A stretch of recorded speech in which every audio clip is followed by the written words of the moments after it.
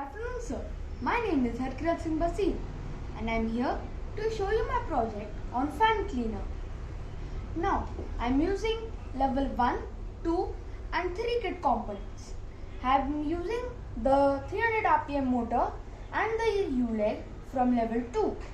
I have connected a sponge on a cardboard circle which is in turn connected to my 300 RPM motor.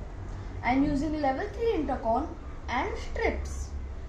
From level 1 I am using the slide switch and the motor which is DC motor which is connected to the DC motor connector and a broom.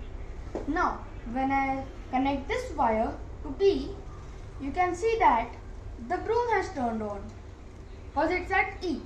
Now I can use this broom like this to clean the dust. Now when I switch this to C, you can see that the sponge or the mop has turned on. Now I can use this sponge to clean when the fan is being sprayed with water. This you can use first mop, then broom, or first broom, then mop. This project will make your fans clean. Thank you.